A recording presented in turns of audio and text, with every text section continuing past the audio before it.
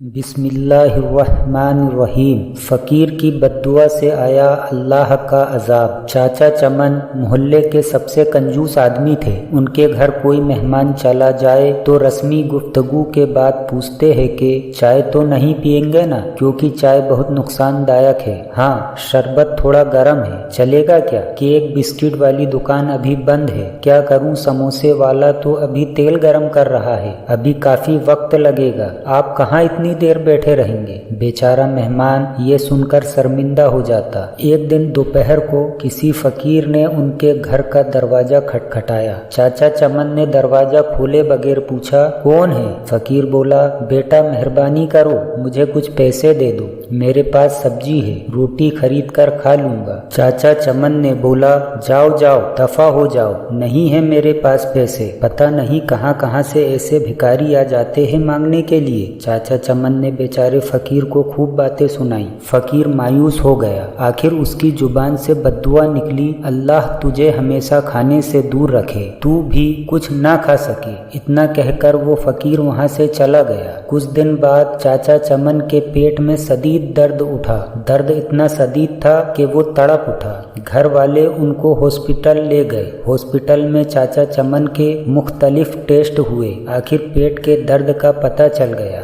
डॉक्टरों ने हिदायत दी कि 15-20 दिन तक हॉस्पिटल में ही रहना होगा ताकि मुकम्मल इलाज किया जा सके। हॉस्पिटल से जब घर वापस आए तो कमजोरी से निढाल थे। बहुत बुरा हाल था। कोई चीज हजम नहीं होती। दही भी खाते तो उल्टी हो जाती। डॉक्टर के पास जाते तो वो कहता कि शायद आपने बदपरहेजी की है। टेस्ट करवाते तो सब ठीक आता। दवा बाकायदगी से इस्तेमाल करने के बावजूद तबीयत संभलने में नहीं आ रही थी। रंग पीला पड़ गया था। थोड़ा सा खाने से भी उल्टी हो जाती। चाचा चमन की रातों की नींद उड़ चुकी थी। उनको मौत का खौफ होने लगा। सोचते सोचते उन्हें नींद आ गई। ख्वाब में देखा कि पुलाव की देग के पास बैठे हैं, वो सबको चावल बांट रहे हैं। सुबह उठकर चाचा चमन ने घर वालों को अपना ख्वाब सुनाया तो उन्होंने मशवरा दिया कि गरीबों को खाना खिलाओ। चाचा चमन ने बावर्ची को बुलाया और उससे पूछा कि पुलाव की 10 किलो की देग पर कितना खर्चा आएगा।